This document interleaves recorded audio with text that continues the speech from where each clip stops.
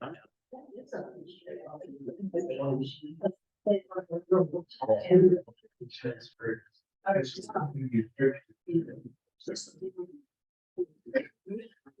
don't think you're as smart, but really been praying for you, and well, you got some changes coming up, so just know that. So, all right. This different living situation. So, all right. So good to see you're tuned in today. Well, be careful. Beautiful floor here. Can be slippery when it gets wet. I don't think it's slippery when it's not wet, but because it's new wax, we had one person take a tumble already. So just be careful. We outsourced it this time because of the fumes, smell, and difficulty. So well, that's good. Yeah. So Let's see. What else do we need to tell you? All church camp is finishing up and going on. Jonathan's been very busy out there. And then we've got a little break here now for as far as special activities, I think. Good church picnic last Sunday. Beautiful day out at the lake. Didn't get quite warm enough for me to go swimming, but yeah, I think it was really cool. And there were prizes for bingo. I didn't know this. Karen won one. So that's where I want my new glasses. So what do you think? I ran them by the fashion police in my house. You know, I did one of these things where you order a bunch of frames. So they liked the clear ones. So I sent those back and went to Costco and found same thing. And Costco takes I don't have vision through my insurance, but Sandy does have a little bit for frames. So anyway, they took her insurance. So that was the place to go.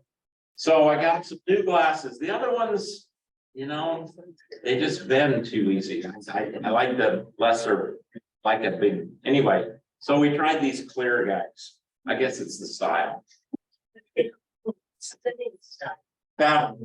yeah. The whole congregation now, people. Oh.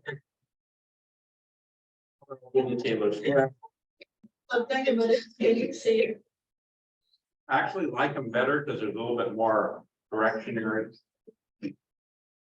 So far, so good. Okay. That. We have some really great text for us today. This is such a great narrative. It's amazing. I'm always amazed when I read it, and especially read it with a group of folks. So other than that, then, before we go to the text, you know, because you guys are here, you should be in the know about all cool things. We were very blessed in July with really generous offerings. Of course, I don't know who gives what, just remember that, but it was shared that I think some people, you know, they do the disperse from their investments or something when they give once a year. So we had a couple of those come in this month that really helped us. And we're now only about 1,200 behind for the year, versus about 20,000. So we made big progress. Now we just got to keep it up, kind of, so to speak. But anyway, so that was great news. We were looking at, you know, I see Allie here. I wonder if we could make a spot for her with her wheelchair. We could. Got a little more squeeze than what we need to, and you guys go.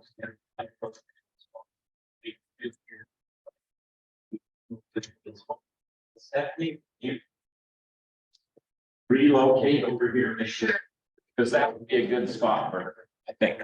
Thank you. Don't. Oh, yes, thank you. We got a spot for Ally right there. Can you move that chair? And yeah, just right there. Perfect. Good to see you, Ally. Yeah, you're welcome. Thank you, Steph. All right. Perfecto. So, yeah, I think with that, now we just got to start gearing up for Rally Day in September.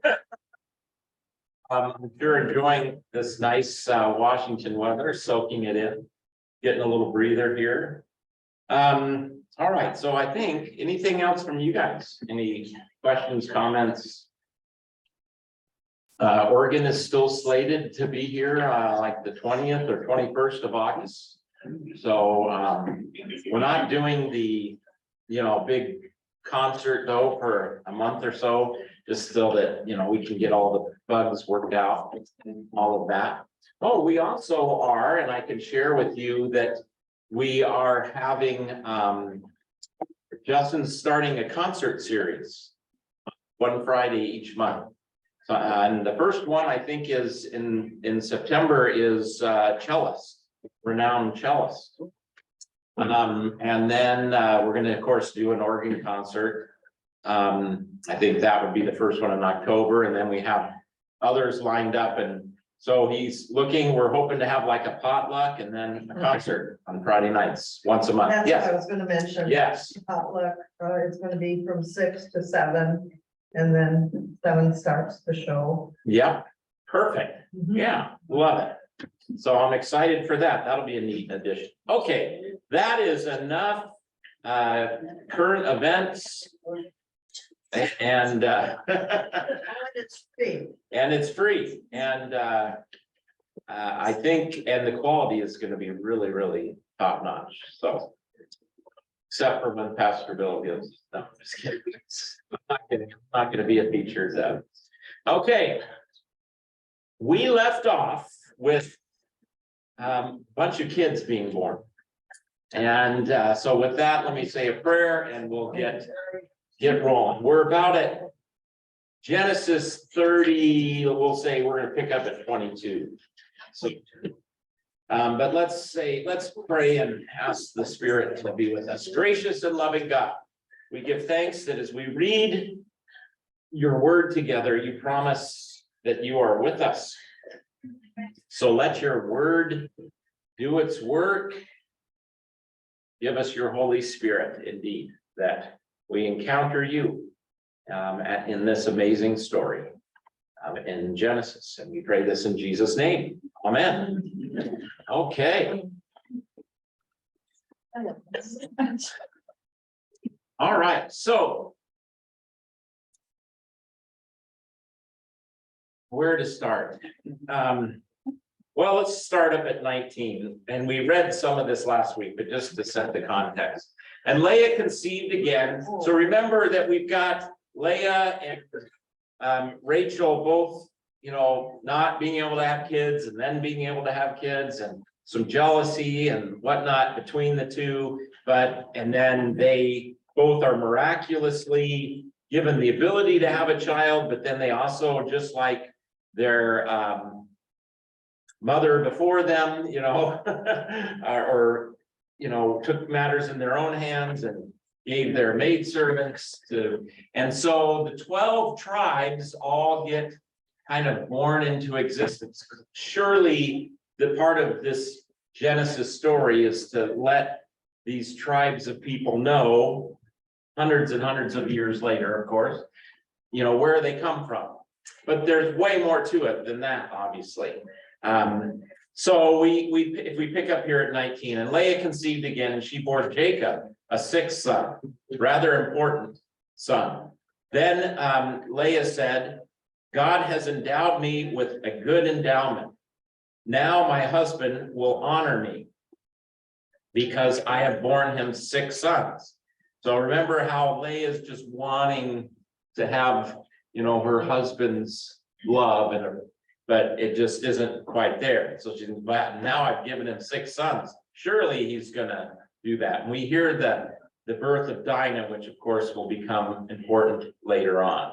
Then God remembered Rachel, and God listened to her and opened her womb, and she conceived and bore a son and said, God has taken away my reproach. And she called his name Joseph, saying, may the Lord add to me another son. Then we worked on Jacob's, what's going on for Jacob now, and we get to Jacob's prosperity. But it just occurs to me that I also said I wanted to talk about a theme that we kind of skipped over in the prior two chapters. So we'll just hold the story there and pause and do a little footnote here. So remember back, Esau went and took a wife from a group of folks that God said, I don't want you to do that. The Hittites, right. And we're going to start getting this tension between God's group that he's blessed and chosen and these other groups. And the warning not to, for lack of a better word, intermingle.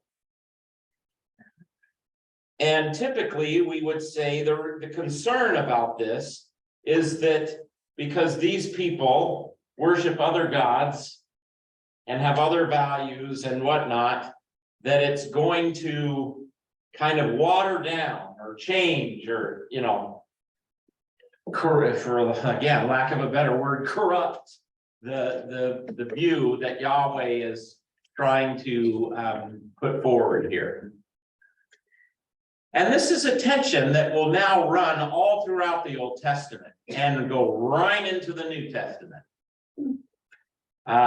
What's Jesus's primary challenge? He eats with tax collectors and sinners. He is championing that Gentiles are part of this kingdom of God, which is a non-starter for a lot of Jewish people. So it continues to go. Let's just think about how it weaves through the Old Testament.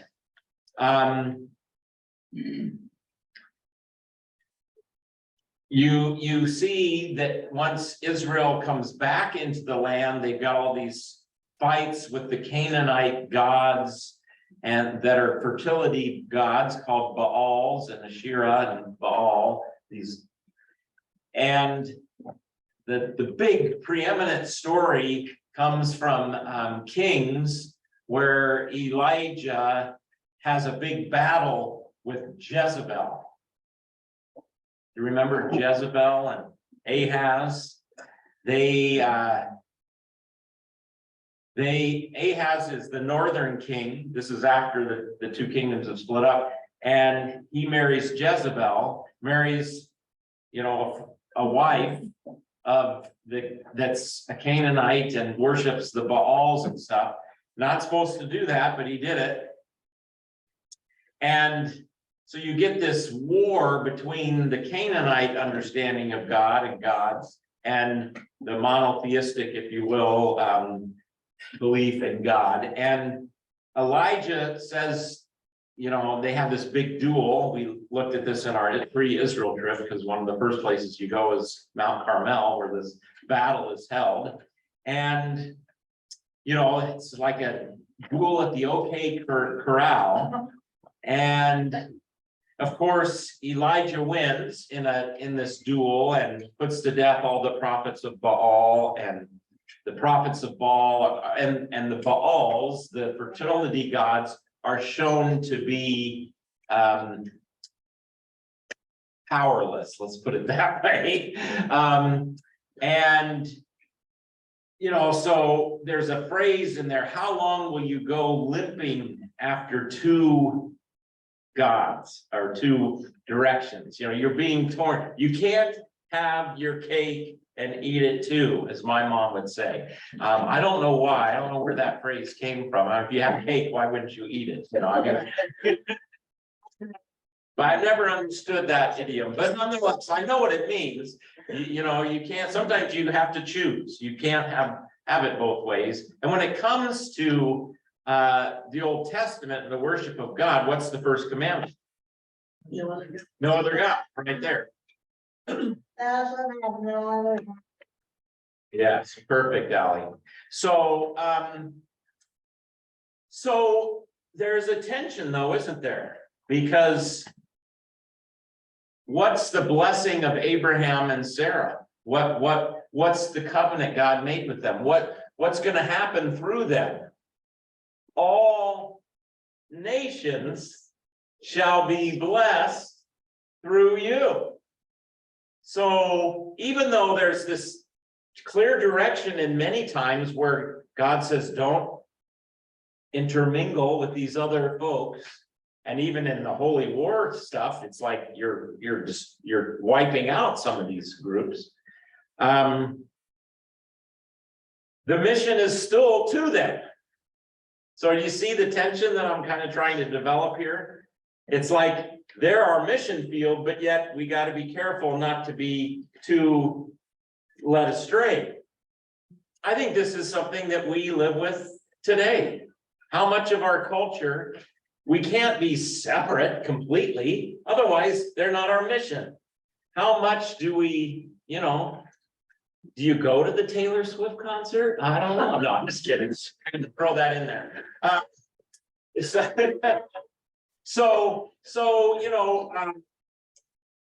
And there's different times where it seems like scripture says different things. Like, remember when the people came back from exile, what did Ezra and Nehemiah say? If you have a foreign wife, what are you supposed to do? Divorce. You gotta clean things up, purify things. You put away these foreign wives. And yet, in other places like Isaiah, the vision is that all people are going to come. And so there is this tension. And we see that here in Genesis when we start hearing, don't marry this group of people, this type of thing. I don't have an exact answer for that, but one really great book, and although it's criticized today, I think, but it laid out the different ways Christians interact with their culture.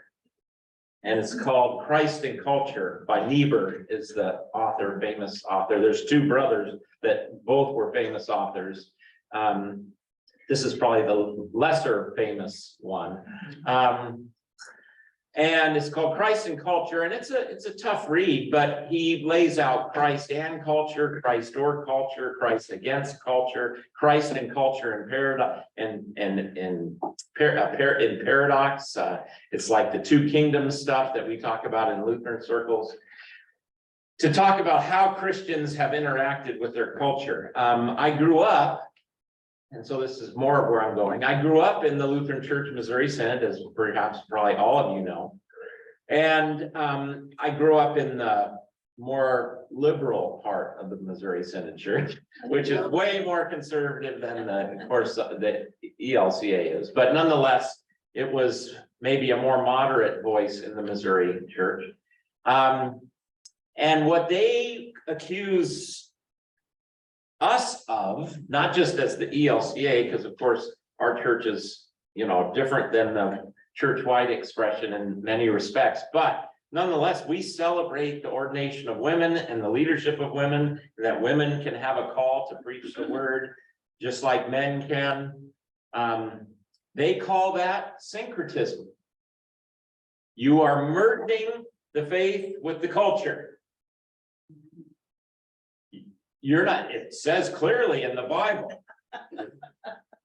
And what's happening to you guys is you're letting the culture dictate what you're doing and not opposite. Now, I could obviously I could debate that rather vigorously, but maybe for some, that's why they do support women in ministry, because, well, that's what our culture is. So why would we not? That's not a good reason to do it. I think you can make a strong case, obviously, for that, right from the pages of the New Testament and Old Testament. But nonetheless, that's the criticism, is syncretism.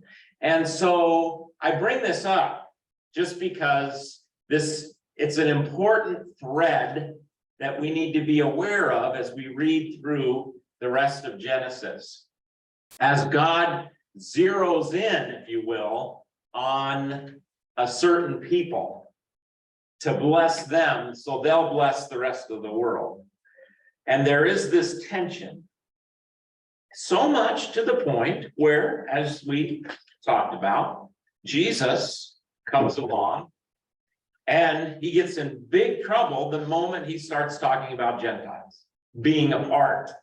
You know, that's where he gets in trouble for eating with sinners, because those are Gentiles, but other people, Jewish people even, who are not, you know, righteous people in their minds. But he especially gets in trouble when he reminds the Jewish people that, you know, you were not chosen just for you. You were chosen to be a blessing to all nations. And that's when the gloves come on. So I don't have a solution for this tension, unfortunately, but I think it's really important to be aware of that. Here's another example of how this pans out in our current culture. Some of our evangelical brothers and sisters, as they're called today, we were the first evangelical. But the non-denomination, I mean, pretty much, you do know that all non-denomination churches are either Baptist or Reformed. What doesn't matter what they put on their sign. that's what they are. So, and I don't say it as a criticism. I just say that, you know, that's important for you to know. I suppose you could throw on another category of Pentecostals, but they simply have a different view of how the Holy Spirit works apart from baptism. But still, it's very similar. So these churches today are known for being what? Christ against culture. Don't listen to culture. Southern Baptist Convention just kicked out Rick Warren's huge Saddleback church because they have women pastors. So, you know, the Southern Baptist Convention, you know, we're holding true to the scriptures. We're against culture. Now, I don't know what the worship looks like in most Southern Baptist churches, but I know what worship looks like in most evangelical churches. And I don't say this as a nose in the air, you know. I just say, let's just be real. They have completely accommodated the culture with their worship. 100%. Come on, you come in. You don't have just a screen up there. You think we're radical here. Yeah. The whole backdrop is a screen. They love to take over movie theaters, like has happened, because it's perfect for how they do worship.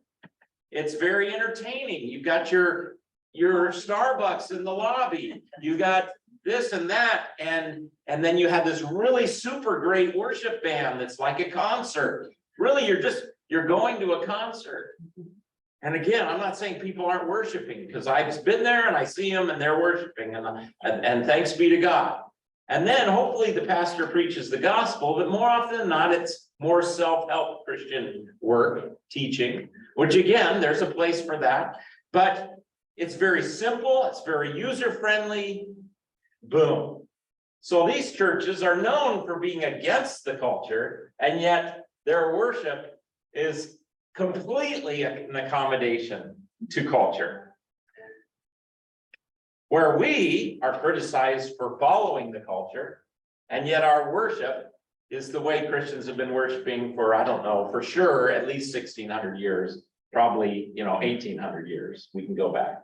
So you see what I'm saying, how this works? And again, we have to pick our battles, and we live in this tension, and it's never going to go away.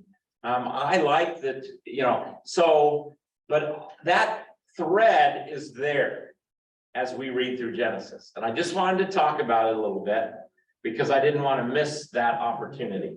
Okay, that was quite a long deal.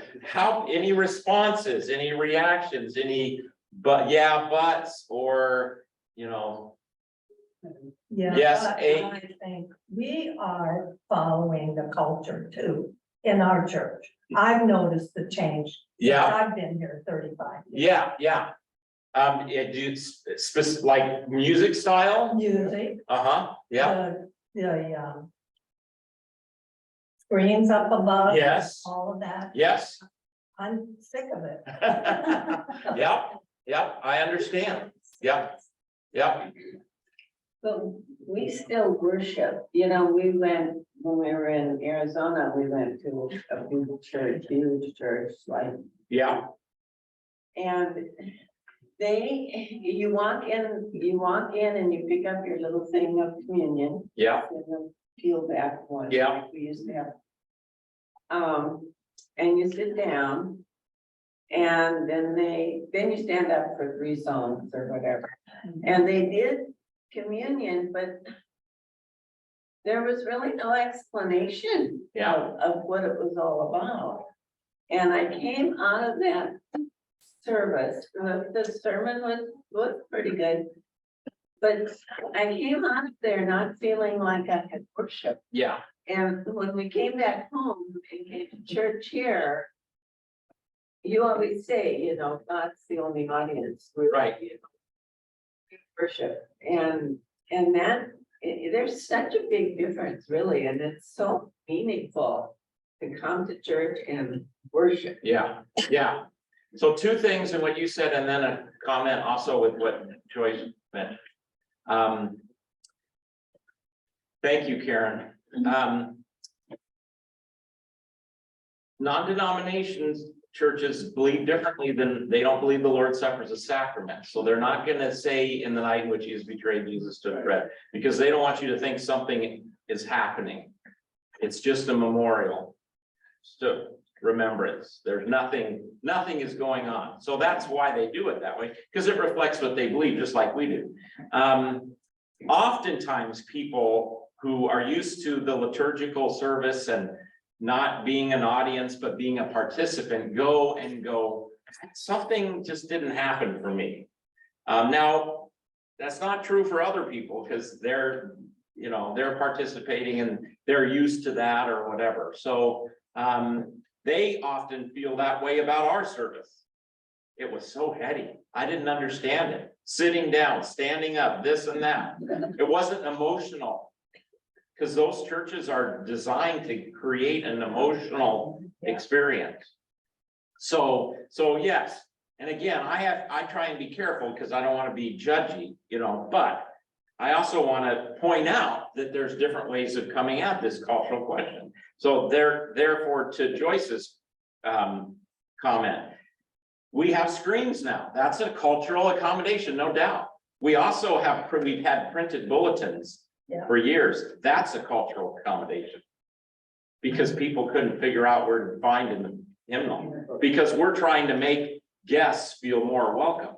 So our question is, how much do we change versus how much do we stick true? Same with musical preferences. Like the music we sang last Sunday, is a perfect example. I had people beaming last Sunday, loved it. I had people,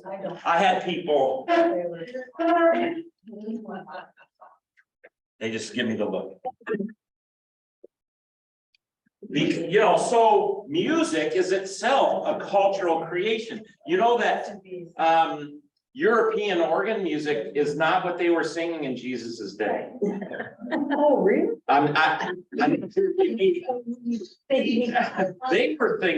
They were singing Jewish chant. We know what they were singing in some cases. In fact, a lot of Jewish scholars are trying to recover David's music because there's musical signs and stuff, but they didn't have organs, of course, and stuff like that. So my point is not that one's good or bad. My point is, if you go to Africa, it's the drum, because that's their music. That's their culture. And so they clothe the gospel with, so there is this interaction between Christ and culture. And sometimes we have to be careful because the culture can take away from the gospel, but at the same time, you can't not, be part of that culture because you're preaching to that culture. And so it's really interesting. I think, Ali, you had a comment, but real quick, the other thing that I think of is a book I read about the missionary movement to the Maasai in Africa, which of course span most of the continent. depending on what country, you know, it's. So, but also another scholar who made the point that everywhere Christianity went in Africa, and it was allowed to just take the core gospel, Jesus's life, death, and resurrection, Jesus is God, you know, Nicene Creed kind of stuff, and then put the clothes on it. It stayed strong, and Islam hasn't gotten anywhere. But everywhere it was clearly just a part of colonialization, where we're going to implant, you know, European culture and everything, Islam has taken over, which is really fascinating. But nonetheless, you know, I can say there's places in South America and Central America and Mexico where they have clothed, you know, Christianity. The Catholic Church has allowed a lot of the prior religious stuff to come in. I get uncomfortable. Some of it, to me, contradicts, but that's easy for me to say, even while I don't notice the ways that my culture is, you know. So it's a tension, it's a struggle, and it's right there on the pages of what we're reading. So yeah. All right, others. I see some things percolating. Like, yeah, Kim. Well, I mean, I think even language, you know, we as, I mean, I think I look around, we're all, you know, white middle class people living in the United States, and we read these words that are translated from Hebrew and Greek into whatever version of the Bible we have. And it means, just from a perspective of language, it means something culturally to us. Yeah. That is probably in a lot of cases different from what it meant when it was written. And so, I mean, it's a lot deeper than just what you're what music you play. what music you play. Yeah. So, and that is a great point, and that is the challenge of translators as they translate something from another language to try and communicate that. like the early Asian translations. Yeah. I don't know if you've read any of those, but they put like Jesus is, you know, bringer of divine light or something like that, you know, and they enculturate it into a concept that, you know, they were Confucian or whatever they had at the time. But it landed and it stuck, like you're saying, a lot more than Islam. You have to read the Quran in Arabic. Yes, that's right. There is no translation. I mean, you have to learn Arabic if you want to read the Bible. Yeah. And and that's a great point. And so here's I had somebody come, it's like, how do you know? It's like, here's the really exciting thing is our faith is not simply a rule book. There's plenty of rules there. It is a message about God and what God has done. And that can be translated, because you can translate the general meaning, and that's why Christianity has worked. How many translations are there in the world? Hundreds, because there's hundreds of languages.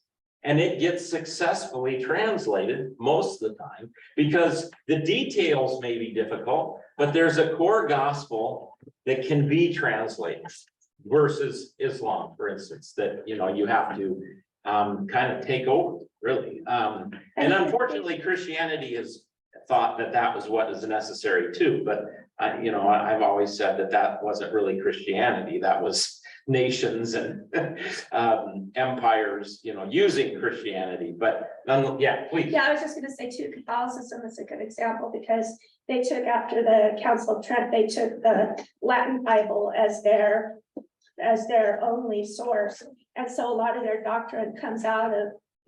Jerome translated some of those words, which are pretty different from. And that's what Luther's whole thing was, is let's get back to the. That's right. That's right. The Reformation is founded on really faulty translation of Jerome of Greek into Latin. So he did two things. He got back to the original language, and he still enculturated it into the language of the German people. Yeah, he's known for, people always say, well, Luther wrote the German translation of the Bible. Not so. There were translations of the Bible in German, but he wrote in the vernacular. And in essence, by doing so, a lot of Germans today, even though they reject the religious claims, they could care less about that. They believe that Luther created the German language that they know today. Because he brought in all these dialects and made it work, you know, so the Bible is I think, you know what, the book I'm thinking of is called Translating the Message. Because there's a message that can be translated, you know, so and that is going to take into account cultural dynamics, you know, and it just is, but it's not as simple as just saying, oh, you just have to take in what the culture says, because sometimes the culture contradicts the gospel. Here's a good example. Karl Broughton, a famous systematic theologian, he's the main editor of the 2-volume systematics that probably every Marietta school had the text as she was going to school. Certainly was around when I went to school, but anyway, his parents were missionaries in Madagascar.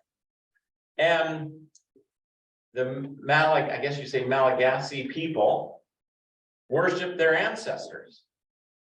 They had to do certain, you know, it's kind of like I guess a little bit like in Japan or other places where you have to do certain things, and there's some of that in Mexico too. You have to do certain things to appease and make sure your ancestors are happy.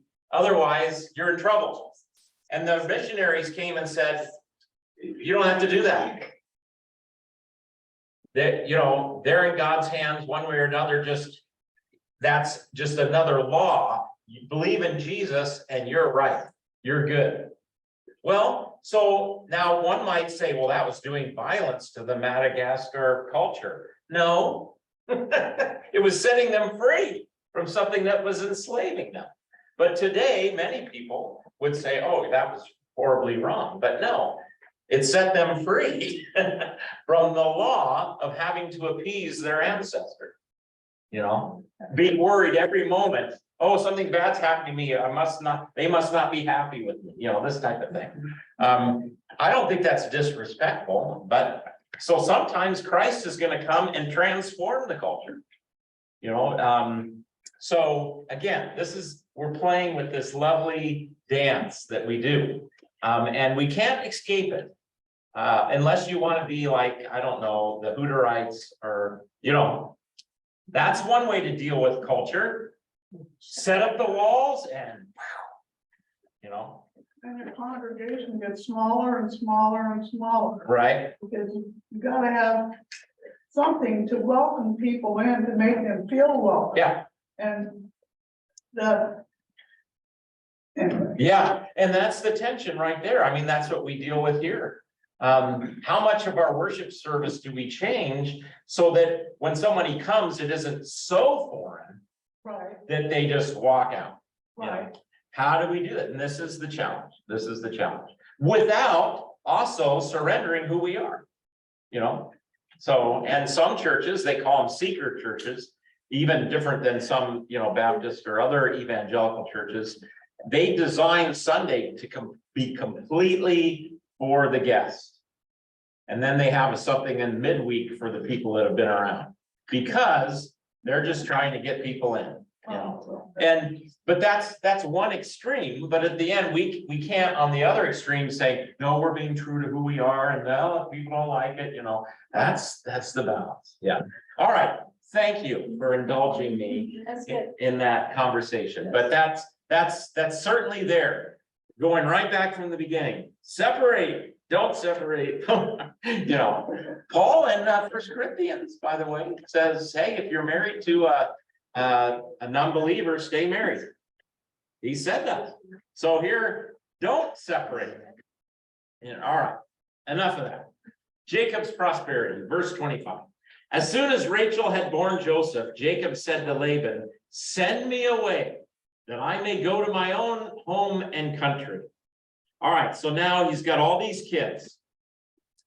11, right? Benjamin has been born yet. Think. And we got Joseph, who, you know, of course, will become front and center here soon. But what has it been, 14 years? Yeah, at least, so it's been a long time. He's got, he's like, 2 of Laban's daughters are his wives, and things have prospered. And so now, we've got Jacob saying, hey, it's time for me to go. Give me my wives and my children for whom I have served you, that I may go, for you know the service that I have given you. He made a deal, right? And he delivered. Well, let's see what Laban is really about. But Laban said to him, if I've found favor in your sight, I have learned by divination that the Lord has blessed me because of you. Now, this is quite something. I thought divination was bad. It is. It is forbidden in the, legal Levitical code of the Bible. And of course, who's the famous person that did that and got in trouble? The first king of Israel. No, Saul. That's right. Remember Saul? Oh, he went to a medium. This is kind of the thing. Now, this is a term in Hebrew that could be, you might translate it like, I looked around, obviously God has blessed me while you're here. Correlation doesn't always prove causation, but ever since you've been here, things have been great. But perhaps he did consult someone or some, omen. It's kind of the omen type of an idea. I've learned by omen that God has blessed me because of you. Now, Laban should have known that without this, and the text doesn't say good or bad, but it's kind of implied this is not, he's missing something here. He should be grateful. Well, let's see if he is. Name your wages and I will give it. So notice wages.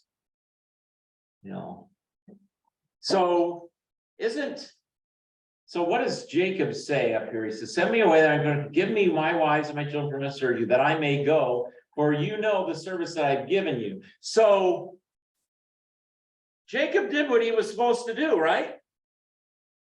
And now Laban expects some more. Oh, you can go, but name your wages. All right, now remember who Jacob, what does his name mean again? Trickster. Okay. Didn't we say what goes around comes around? Well, let's see.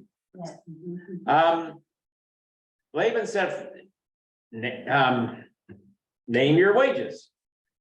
Jacob said to him, you yourself know how I have served you and how your livestock has fared with me. In other words, Jacob is saying, you need wages? Look around, dude. Look around. For you had little before I came. Uh-oh. That's stepping on pride, isn't it? You didn't have much before. What do you mean? He didn't have one. He didn't, but people don't like to hear the truth, do they? I don't. Sometimes. When it involves my fault. And it has increased abundantly, and the Lord has blessed you wherever I turn. In other words, wherever he turned, Laban has, been the recipient of the flow over of Jacob, the blessing to Jacob. But now, when shall I provide for my own household also? In other words, it's kind of like everything I have is yours, Laban. You're prospered. Now what I need to start taking care of my household. He said, what shall I give you? So Jacob says, okay, what shall I give you? Jacob said, you shall not give me anything. Pastor Bill. Yes. Isn't it Laban saying what should? This is the weird thing. I think it's Laban. Yes. Not Jacob. Yes, that's correct. So whenever I turn, but now, and the reason we get that is Jacob said, you shall not give me anything. So even though Laban's asking for wages, no, Jacob is asking, No, Laban wants up here wages, doesn't he? Name your wages. He's saying to Jacob, name, and I will pay you to stay. Yeah. And is he saying different here now? Who's, I thought you were saying something. okay. I think I just misspoke and you're correcting me, so thank you. He, as in Laban. Yeah. Thank you. Said, what shall I give you? Jacob said, you shall not give me anything. Now, just to clarify this in my mind, who asked for wages? Jacob asked? Nobody. Laban said, Verse 8, name your wages and I will give it. that is Laban asked Jacob, how much can I pay you to stay? Jacob asked to be. Jacob asked to leave and Laban wants wages. I got it. So Laban wants. You say to know how much. Laban to stay? Yeah. Yeah. That's his. Please. Please, there's no note on that either. There's no. No. I apologize for throwing confusion. Back to seminary. Back. I'm clearly in error, so help me get completely fixed. So when back to seminary. So Jacob says, I want to go. And Laban says, name your wages. Yep. Now, here's the thing. I got it. But is he saying name your wages for you to be able to go? Or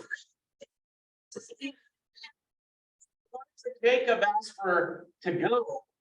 Well, And then Laban asked for wages.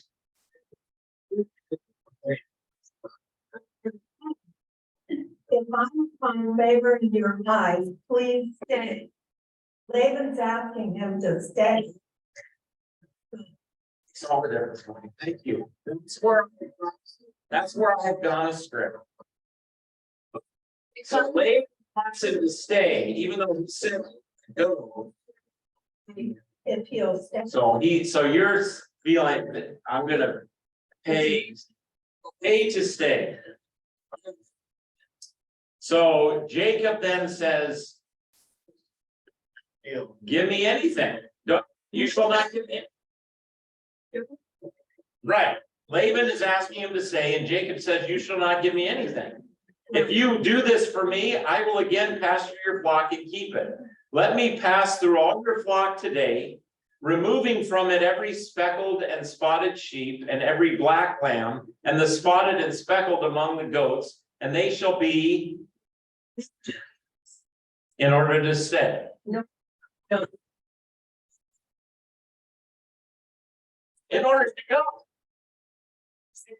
Okay, I just said in order to stay, and everybody. I'm with you. So that he can take them, leaves. Okay, The ugly. okay. So this is what, let me say it this way, and I apologize, I'm sure this is frustrating.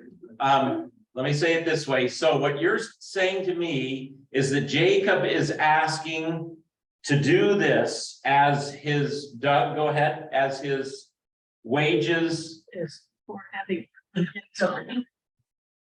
18 years. For this is the way you're gonna pay me for working so that I can leave. Thank you. Okay, that's what I thought. Okay, So when he gets his value, because otherwise he takes. okay, so he's asking. He's asking, what can I give you to keep you here? Okay, so they're asking for different things. All right, we are on one goal. Yeah. Verse 26 says, It says, give me my wife. Jacob served the contractor 14 years for the bride price. So the women are rightfully his wives. So that's what that working for him is all about, to get his wives, which was. Yeah. Yeah. That's a He wanted to marry Rachel, He was. remember? I remember that. I thought he already paid Laban everything, but, or, So- yeah, I did too. That's right. Okay, all right. But Laban wants more. I think this one. No. Stay. Daughters, it says if you stay longer, so he's gonna give you wages. Yeah, he wants him to stay, so Laban's gonna pay him to stay. Right? Let's see how it goes. Everyone that is not speckled, if found with me shall be counted stolen. Everyone that is not speckled and spotted among the goats and black among the lambs, if found with me, shall be counted stolen. Laban. Yeah. Laban said, be as you have said. So the agreement is Jacob gets these spotted, speckled livestock, and Laban gets the others. Perfect. That's the perfect one. Okay. Laban does. But that day Laban removed the male goats that were striped and spotted, and all the female goats that were speckled and spotted, every one that had white on it, and every lamb that was black, and put them in charge of his sons. And put them in the charge of his sons. That would not, obviously, I understand that I misspoke. And he set a distance of 3 days' journey between himself and Jacob pastured the rest of Laban's flock. So what's he doing here? He's making sure that there's not going to be any speckled stripe. Any intermingling. Yeah. And any intermingling. Thank you, Ross. There we go. So Laban's doing a little trickery. More to follow. Then Jacob took fresh sticks of poplar and among the plane trees and almond. I guess I do need to get more used to these. And peeled white streaks in them, exposing the white of the sticks.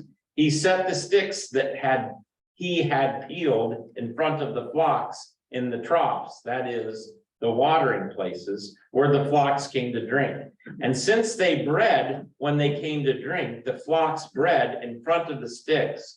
And so the flocks brought forth striped, speckled, and spotted. I didn't know that could happen, but some animal husbandry going on here, okay? And Jacob separated the lambs and set the faces of the flocks toward the striped and all the black in the flock of Laban. He put his own droves apart and did not put them with Laban's flock. Whenever the stronger of the flock were breeding, Jacob would lay the sticks in the troughs before the eyes of the flock, that they might breed among the sticks. So evidently these sticks they were eating them, and it could cause, what, do we have some help from your Bibles on this, Kathy? Noticed some scheme work, but only because of God's intervention. Yeah. Hey, I don't think this would actually work if you tried this today. Jacob admits God has taken away your father's livestock and has given. Yeah. So the fact that this worked was God's intervention. I would have to agree with that, but of course, now breeding the strong instead of the weak, that's something that would still work. But for the feeble of the flock, he would not lay them there. So the feebler would be Laban's and the stronger Jacob's. Thus the man increased greatly and had large flocks, female servants and male servants, and camels and donkeys. So Laban's trick did not work. But Jacob's did. And Jacob's did. Jacob's did, What is? which God seems to bless. It just reminds me of, you know, the wars between the drug runners and so forth, Yeah. you know, and they are warring against each other. and Yeah. That's kind of what this. Yeah, you got a real battle here. Yeah. You got a real battle of self-interest, Mhm. at least at this point. No kidding. Interesting. So I'm still not sure about, at this point, Jacob's motives. Maybe you could say, go ahead, they were honest. Because he's done what he was supposed to do, and he knows he's being tricked, so he tricks him back. Yeah, Kathy? Discussion about the wages and all that kind of stuff, verse 30. Shed some light on that. Jacob's worried about what, I do something for that school, and that's what's not. He's taking care of his household, yeah. Yeah. It kind of reminds me a little bit of Abraham didn't be given anything. Right, yeah. So I think it would be safe to say then that Jacob wants to go. He's done everything he's supposed to do. Laban wants to pay him to stay. Jacob says, I'm not gonna do that. And then Laban comes up with this other scheme to, in essence, keep him there as well. So maybe one lesson for us to learn is what happens when you want to hoard God's blessing.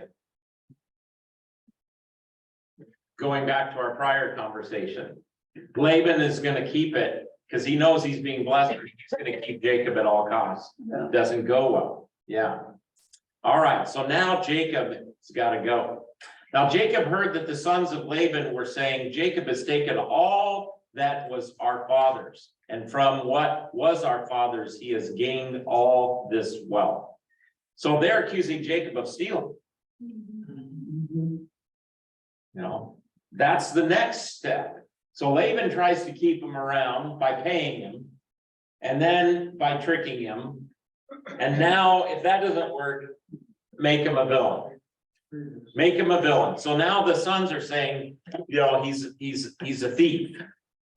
And Jacob saw that Laban did not regard him with favor as before. So now he sees that Laban is soured.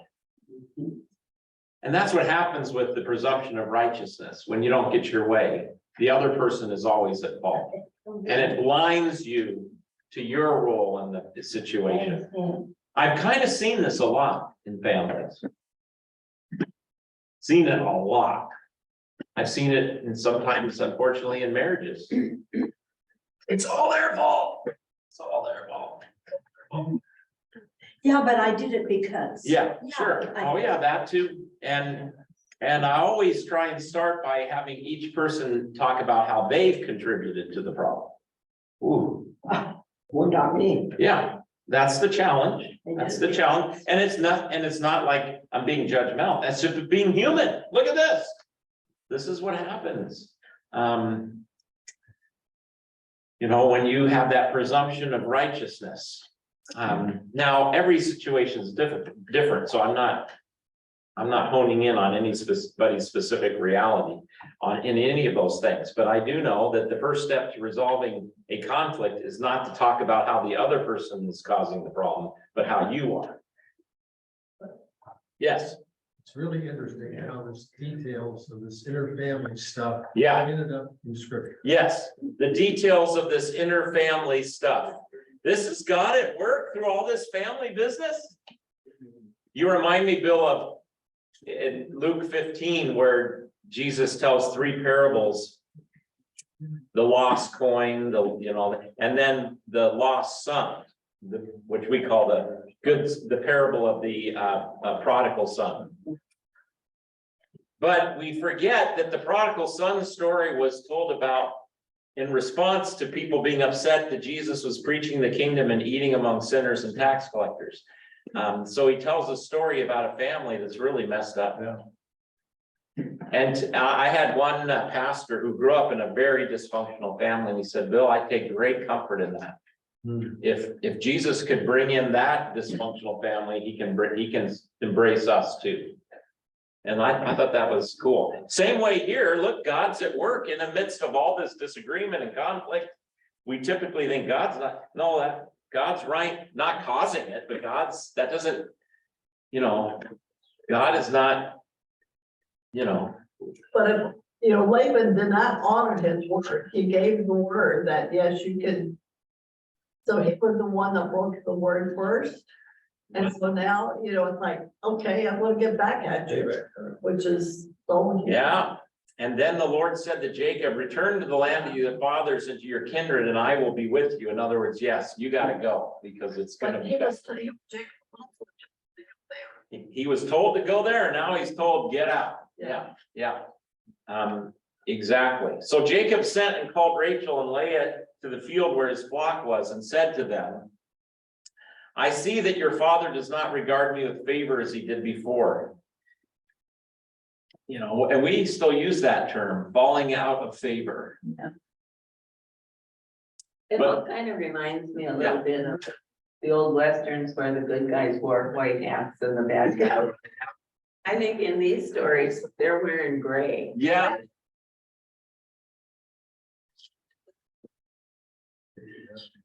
Life is not a melodrama.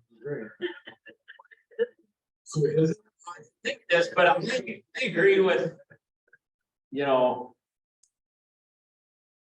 I agree with the thought that, sometimes there is pure evil, there's a black hat, but in general, there's a lot of gray hats. There isn't just the perfect person who's all good we're a mixed bag. In that regard, life is not. Which is the beauty of God's word, because he shows the reality. Yeah. You saw a brown hat today? Yeah. Love it. No, I agree, Gloria, that's absolutely right. It is, that's spot on.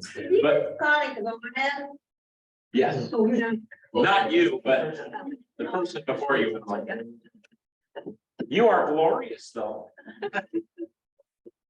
See how yeah. So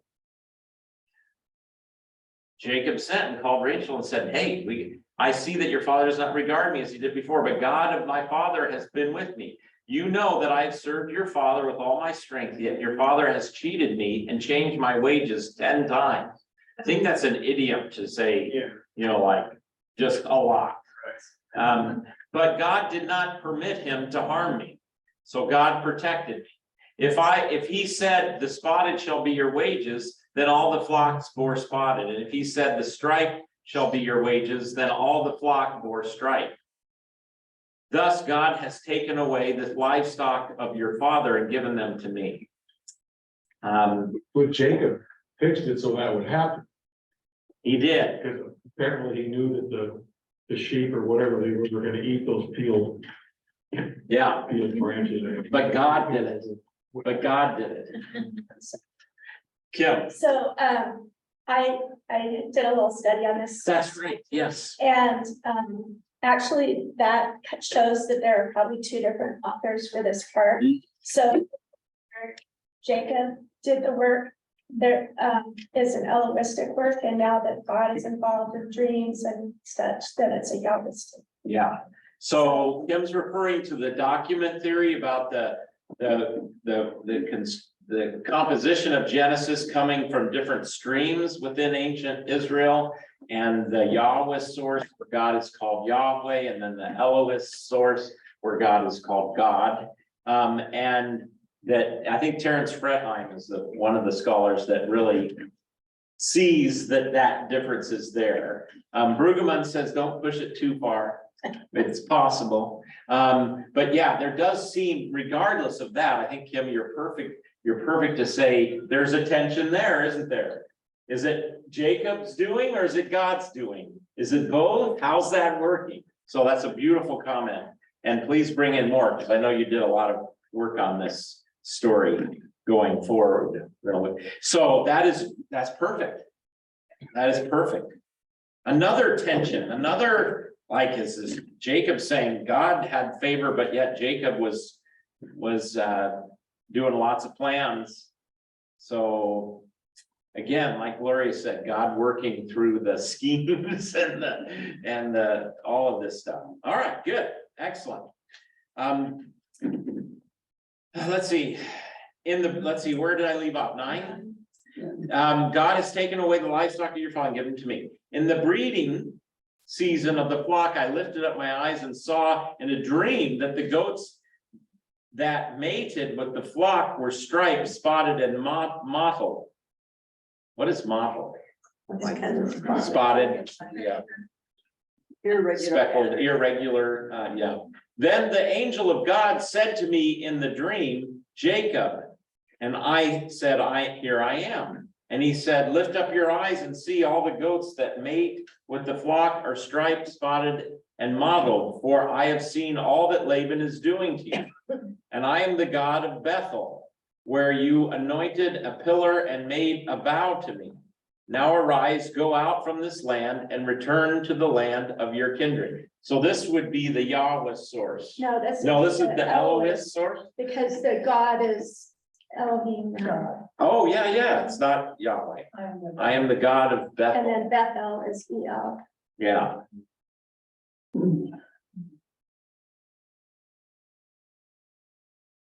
So both are talking about divine intervention. Yeah. All right, cool. Then Rachel and Leah answered and said to him, is there any portion or inheritance left to us in our father's house?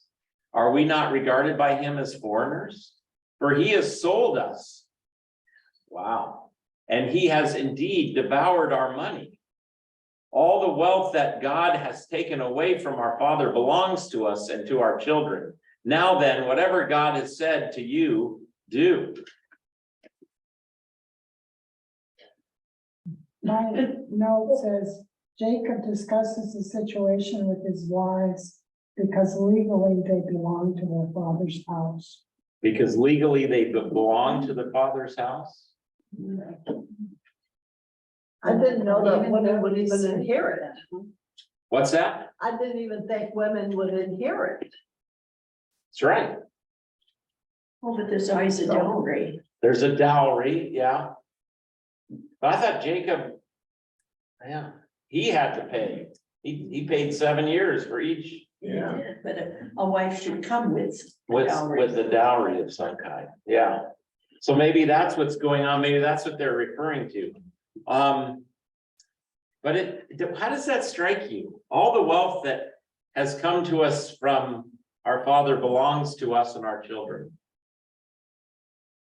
Well, it's kind of like in a marriage, husband and wife, they don't call their bank account mine, it's ours. Yeah, yeah. I'm completely wrong about a lot of things today, obviously. I'll just be human and say, it kind of comes off as justifying to me. Like, I'm not saying God isn't doing this, but it's like, yeah, that's right. And by the way, our dad stole it from us anyway. So even though we got it this way, it belongs to us anyway. I thought it was God's gift to them. I don't know. I'm just reading as just a human. This isn't a scholarly. I could be completely wrong. I don't know. I just that's the way it strikes me. All the wealth that God has taken away from our father belongs. It does. And Yes. I didn't think so, They but- could be saying right there that Jacob doesn't deserve anything either.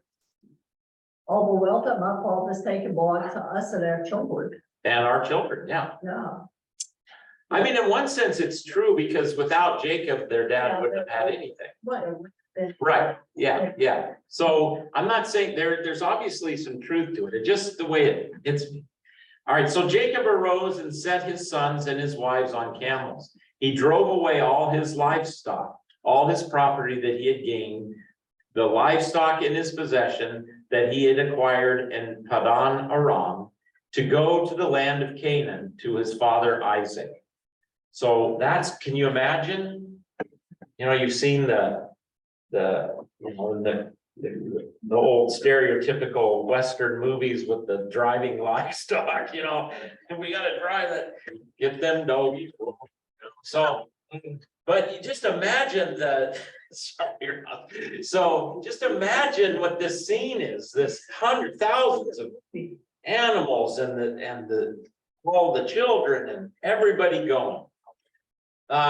Laban had gone to shear his sheep, and Rachel, whoa, and this is where we'll end. You've got a cliffhanger. Laban had gone to shear his sheep, and Rachel stole her father's household god. Oh. Says God. Gods, yeah. It's God. Yeah, so not just another household god, but gods. And lowercase God. And lowercase gods. Although in Hebrew it's probably just. There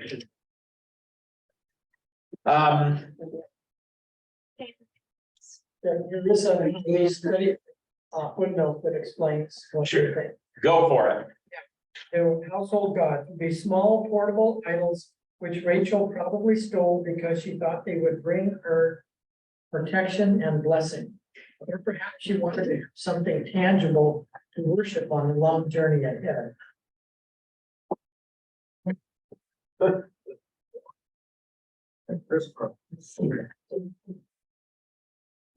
see that. He stole them, because he was worshiping them. The Hebrew text here uses the term teraphim. The precise meaning of this Hebrew term is uncertain, but it seems to refer to household gods, idols or figurines, and what the NIV Study Bible said, that were thought to represent residents of the unseen spiritual world.